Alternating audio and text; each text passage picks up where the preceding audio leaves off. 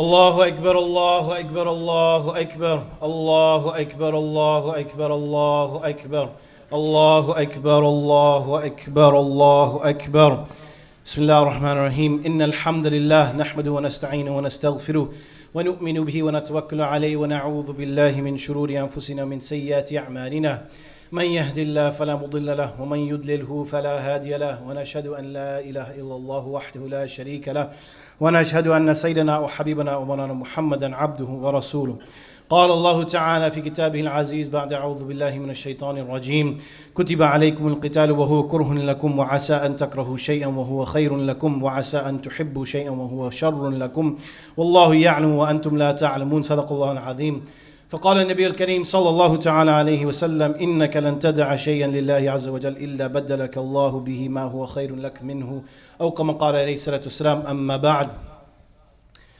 In the pursuit of a life of God consciousness and a recognition of Allah subhanahu wa ta'ala, we have just concluded a month abstaining not just from the haram but from the halal. In a time when things by all accounts should have become more difficult, they were, in spite of that, easier in many ways for us. This time passed by very quickly, and now we find ourselves here at the end of this blessed month of Ramadan, at the beginning of the month of Shawwal. As you spend the day with your family today, as you go and enjoy and spend your day in happiness with those who you love the most, be grateful and reflect on all the blessings that Allah subhanahu wa ta'ala has showered upon you. And enjoy all the halal things that are once again permissible for you. But when the time comes that your first major test after this month of Ramadan comes to you, remember that you are not weak. You have just proven that you are somebody who has the ability to control their impulses, to control their base desires by fasting for 29 days, abstaining from basic human necessities of food and drink. In the moment when that test arrives for you, whatever that test may be, face it as someone who has just finished their training. Somebody who has now been prepared for the life to come after, for things to come after, because you are now prepared. The doors to paradise are vast, brothers and sisters. They are vast and they have been opened through this month. The Prophet ﷺ told us just as much that a sincere individual's result, مَنْ قَامَ رَمَضَانَ إِيمَانًا وَاحْتِسَابًا غُفِرَ لَهُ مَا تَقَدَّمَ مِنْ ذَنْبِهِ. Whoever stands in this month of Ramadan, who fasts, who does the things that they're supposed to do, and they're sincere with it, they have true hope and desire for Allah's forgiveness, they will be forgiven for everything that came before. This is what the Prophet ﷺ told us. And so if you fasted and you prayed and you did it because you wanted to gain favor and mercy from Allah subhanahu wa ta'ala, then rejoice.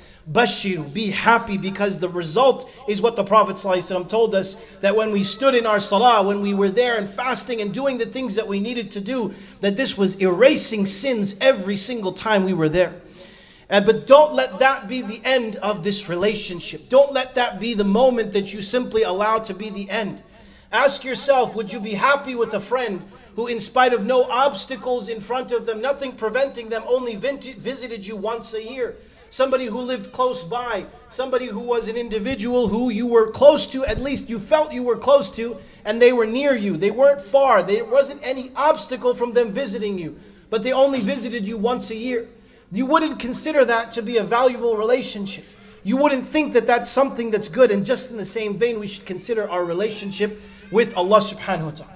Because this is a relationship, brothers and sisters, that is not give and take. It is give and give and give and give and give. This is what Allah does for us. He gives and He gives and He gives and He gives. If we can find it within ourselves, our new and improved selves, to just spend a little more time with Allah subhanahu wa ta'ala outside of this month, then truly this month will have been a great blessing for us. Being in the masjid, reading just a small consistent amount of Quran, or even just being in good company, people who are righteous, these are simple ways to gain the favor of Allah subhanahu wa ta'ala. And you might think to yourself, well, the first two make sense. I read Quran, I'm in the masjid, that makes sense that I earn Allah's forgiveness and favor. How does it make sense that I gain Allah's favor from being with good people? The Prophet ﷺ told us about a man who went on a journey, and Allah sent an angel to him. He went out on a journey to go meet someone who is his brother in faith. And on this journey, this angel came disguised as an individual. And he said to him, where are you going? He said, I'm going to visit my friend in this area, my brother in my deen. And he said, oh, are you going to visit him because he owes you money? Do you have some favor that he did for you? And he said, no. The only reason I'm going is because I love him in the sake of Allah. I love him for the sake of Allah. And the angel said, understand this, I am only a messenger from God. I am an angel, and I have come to tell you that just as you love your brother, Allah loves you. Such a simple thing. But imagine the reward. Imagine knowing that simply because of your care and affection for your brother, for your sister, that this was something that opened the door towards Allah subhanahu wa ta'ala's love. This is the easiest way to find Allah's mercy. This is the simplest path to it. The Prophet ﷺ said that on the day of judgment, Allah will call out and He will say, where are those who loved each other for my sake?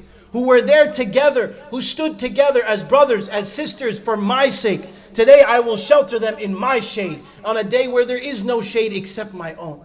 This is the easiest path. If you had one moment this Ramadan where you looked to your right or you looked to your left and you saw somebody who your heart felt happy with, knowing that they were your brother, knowing that they were your sister, somebody who you could connect with just because of La ilaha illallah, then know that this door of mercy is open to you. So open that door.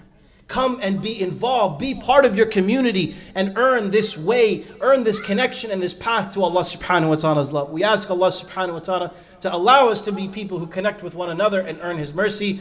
أقول قولي هذا وأستغفر الله لي ولكم ولسائر المسلمين فأستغفره إنه هو الغفور الرحيم.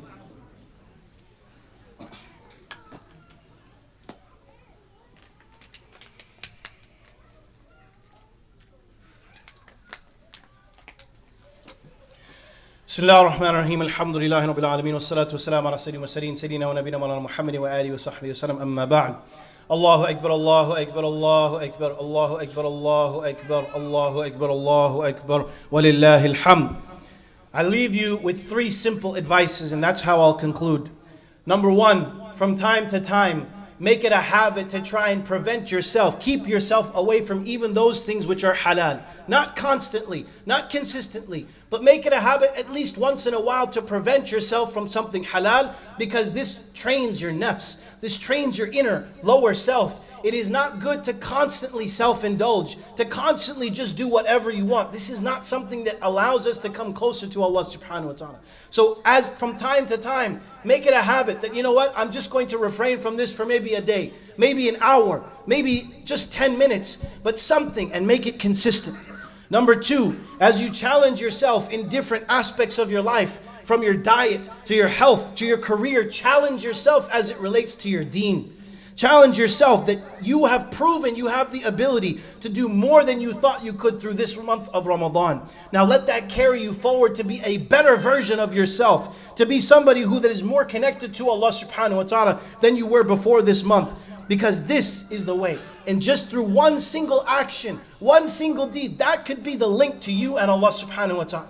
This could be the way to connect. There's a famous narration, an anecdotal narration of Abu Hanifa, and some scholars differ as to whether it was him or not. He was leading a caravan. He had a caravan of his trading goods. And in one moment, they were suddenly sacked by marauders, robbers, raiders. They came and they started to plunder and loot everything. And he noticed that there was one man who was sitting to the side. And he said, why are you sitting? Why aren't you eating and partaking like your brothers are here? He said that I'm fasting. And if you can imagine this, somebody is going and stealing, putting you up at gunpoint for all intents and purposes and saying, give me your wallet, give me your money. But he says, I'm fasting, so I can't eat. This doesn't seem to make sense, but this is a single door. And later, when he asked him, he said that, why are you doing this? How are you fasting and doing this? He said, I'm just trying to keep a single door open to Allah. I'm just trying to stay connected in one way to Allah subhanahu wa ta'ala. And later, it mentions in that narration that Abu Hanifa or whoever the scholar was went to Hajj and he found this individual and he said, you're here. He said, Allah accepted the door from me. Allah accepted this from me and brought me to Hajj. He opened the doors to His mercy. And finally, number 3, that what you felt when you were here during Taraweeh, that peace, that comfort, that is not an accident. This is one of the great blessings of Allah subhanahu wa ta'ala, that His homes are a place where weary souls can find rest in a hectic world. Be in the masjid. Be involved in the masjid, in the community, and allow yourself to experience that peace and that tranquility even when you're not fasting. And especially to experience that feeling of brotherhood, of sisterhood that is not possible anywhere outside of our deen. May Allah subhanahu wa ta'ala accept from all of us Forgive us for all of our shortcomings this month and allow us to be people who enter His paradise. اللهم صل على محمد وعلى ال محمد كما صليت على ابراهيم وعلى ال ابراهيم انك حميد مجيد. اللهم بارك على محمد وعلى ال محمد كما باركت على ابراهيم وعلى ال ابراهيم انك حميد مجيد. ربنا آتنا في الدنيا حسنة وفي الآخرة حسنة وقنا عذاب النار. ربنا ظلمنا أنفسنا وإن لم تغفر لنا وترحمنا لنكونن من الخاسرين. ربنا تقبل منا إنك أنت السميع العليم وتوب علينا يا مولانا إنك أنت التواب الرحيم. الله أكبر الله أكبر الله أكبر الله أكبر الله أكبر الله أكبر الله أكبر الله أكبر الله أكبر الله أكبر الله أكبر الله أكبر الله أكبر الله أكبر. عيد مبارك.